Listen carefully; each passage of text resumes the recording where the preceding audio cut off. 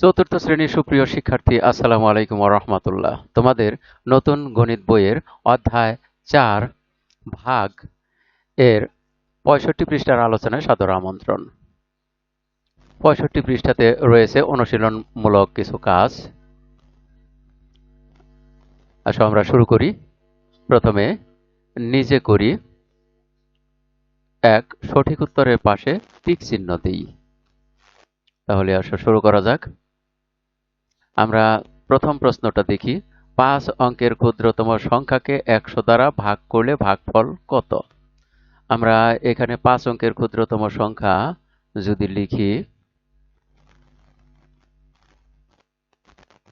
৫ অঙ্কের ক্ষুদ্রতম সংখ্যা হলো ১ দিয়ে ৪টা শূন্য। এখন এটাকে আমরা ভাগ করব ১০০ দিয়ে। ১০০ দিয়ে ভাগ করলে দেখা যাচ্ছে যে এখানকার দুইটি শূন্য আর এই দুইটি শূন্য আমরা বাদ দিতে পারি। তাহলে এখানে থেকে যায় ১ দিয়ে দুইটা শূন্য, অর্থাৎ ১০০। অর্থাৎ ১০০ দিয়ে ভাগ করলে আমরা ভাগফল পাবো ১০০। তাহলে এটার সঠিক উত্তর হলো এই গ নাম্বার। তাহলে আমরা এই গ কে টিক চিহ্ন দিয়ে দেই। আমরা তারপরে ২ নাম্বার প্রশ্নে দেখব। ৬৫৭৩ ভাগ ১০০ কত? এ ভাগটিতে ভাগশেষ কত হবে? আমরা এ অধ্যায়ের আগের অঙ্কে যা পড়েছি, আগের যে পৃষ্ঠাগুলো রয়েছে এই অধ্যায়ের, সেখানে আমরা পড়েছি যে এই ধরনের কোনো সংখ্যা দিয়ে ভাগ করলে, অর্থাৎ ভাজক যদি ১ দিয়ে ০০ অর্থাৎ ১০ ১০-এর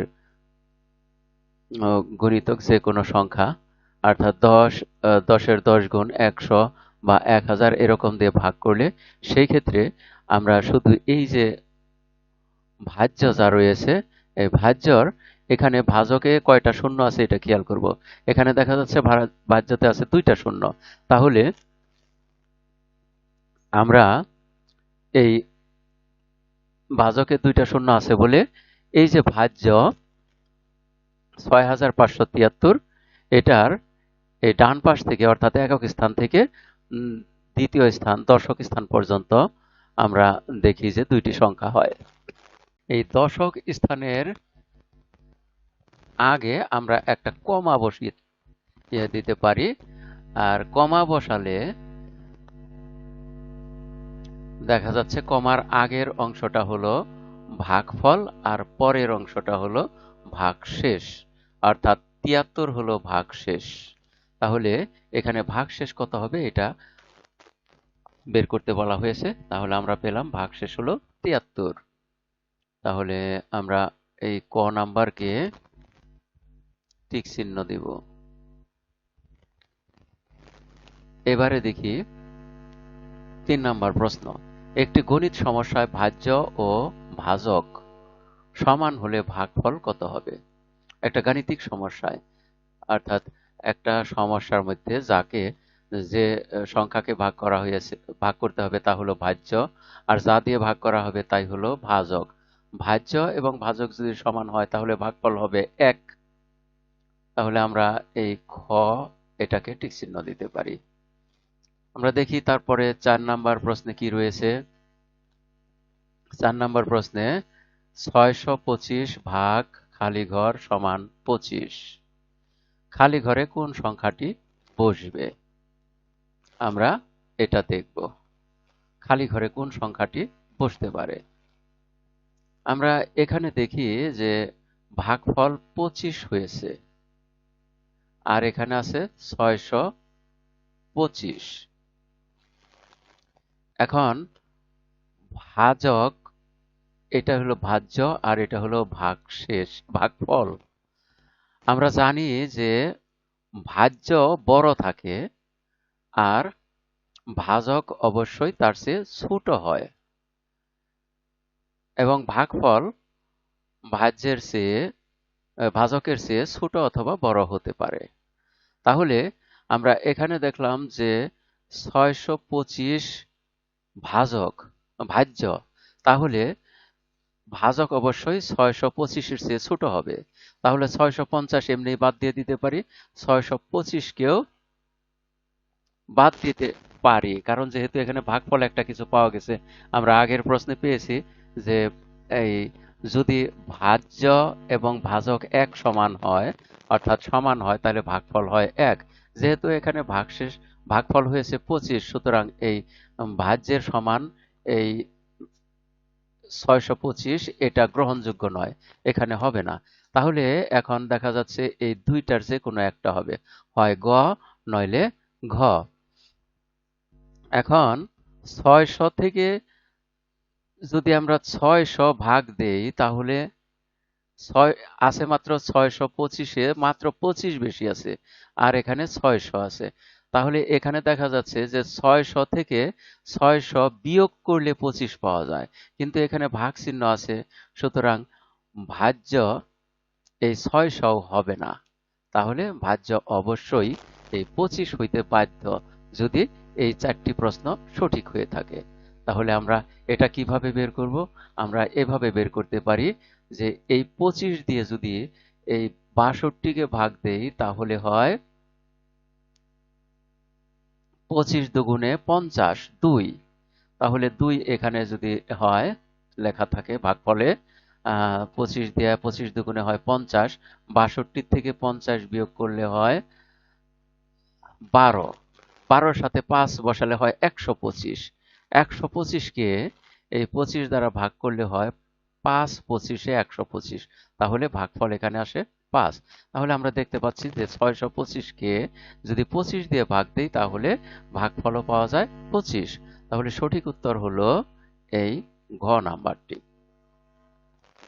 এটা মনে রাখবে। যদি যদিও এটা সরাসরি আমরা ভাগ করলে এত সময় লাগতো না, কিন্তু তোমাদের বোঝানোর জন্য ভাগ না করেও যে সহজে উত্তর বের করা যায়, আহ, এটা নিয়ে একটু চিন্তা করার জন্য আমি এতক্ষণ আলোচনা করলাম এই প্রশ্নটি নিয়ে। তোমরা এই আলোচনাটা মনে রাখলে কখনো এইসব ছোটখাটো আহ, সমস্যার সমাধানে ভুল করবে না। আসো এবার দেখি 5 নম্বর প্রশ্ন। নিঃশেষে বিভাজ্যের ক্ষেত্রে ভাগশেষ কত হয়? নিঃশেষে মানে যার শেষ কিছু নেই, অর্থাৎ শেষে কিছু নেই। শেষে কিছু যদি না থাকে, তাহলে অবশ্যই তার ভাগশেষ হবে 0। তাহলে এটাকে আমরা লিখতে পারি ভাগশেষ হলো 0, ঘ নাম্বার উত্তর। এবারে 6 নম্বর প্রশ্ন দেখি। ভাগফল 5 এবং ভাজক ভাগফলের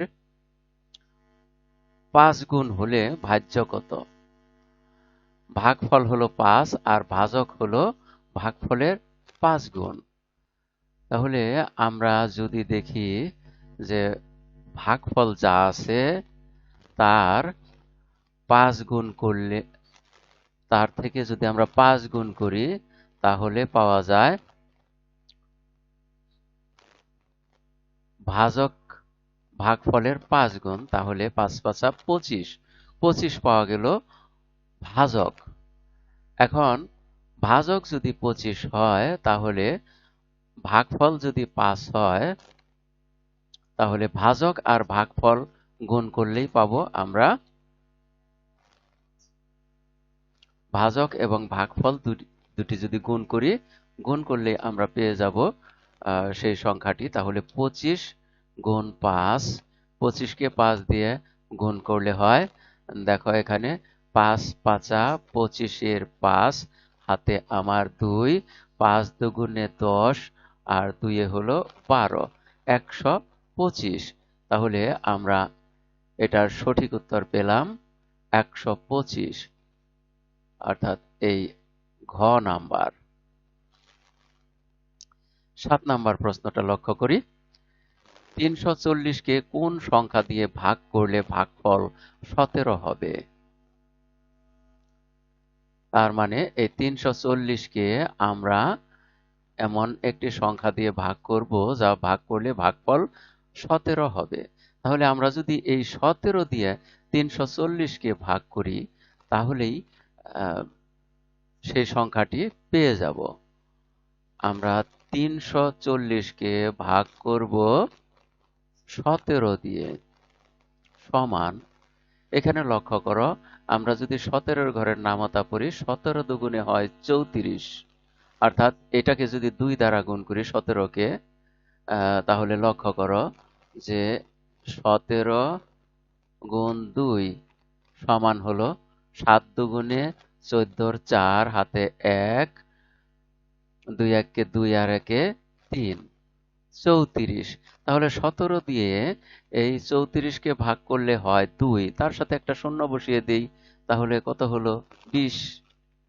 তাহলে আমরা পেয়ে গেলাম 340-কে যদি আমরা 20 দিয়ে ভাগ দেই তাহলে ভাগফল হবে 17।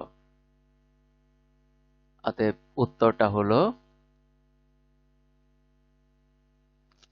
20, গ নাম্বার।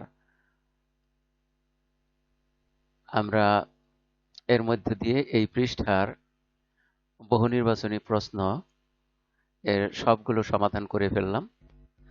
পরবর্তী অংশে আমরা এই নিচের প্রশ্নগুলোর উত্তর দেব সংক্ষিপ্ত আকারে। এগুলো করব পরবর্তী ভিডিওতে। ততক্ষণ আমাদের সাথেই থেকো। ধন্যবাদ সবাইকে। আসসালামু আলাইকুম ওয়া রাহমাতুল্লাহ।